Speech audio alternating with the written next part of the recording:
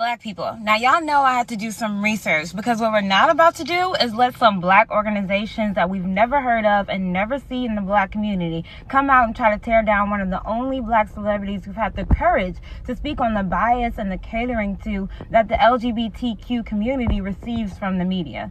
Now, all Dave Chappelle did was give an example of how it's okay in American culture, society, and media for rappers to promote violence in the black community towards black men, but it's not okay to even slightly offend the LGBTQ community.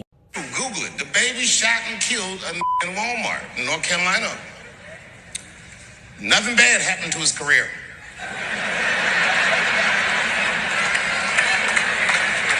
Do you see where I'm going with this? In our country, you can shoot and kill a but you better not hurt a gay person's feelings.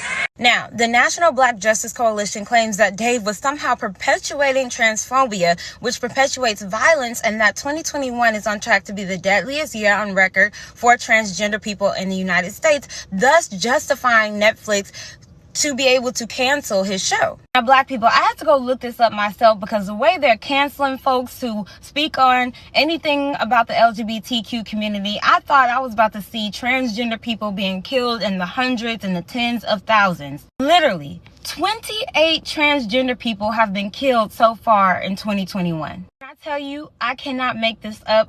28. According to Forbes, 350 transgender people were killed in 2020, and only 28 of those deaths happened in the United States. Now, don't get me wrong, any life that's lost unjustly is unacceptable, but this doesn't even make up 1% of the amount of black women who died in 2021 and 2020, or the amount of black men who died or were killed by the police. Are you kidding me? Now, at least 4 black women and girls are murdered per day in the United States. 75,000 black girls and women are missing in the United States. I haven't seen the LGBTQ community coming out and crying about how black rappers and black celebrities should be canceled for degrading black women, and they are dying at higher rates, extremely higher rates than transgender and the LGBTQ community.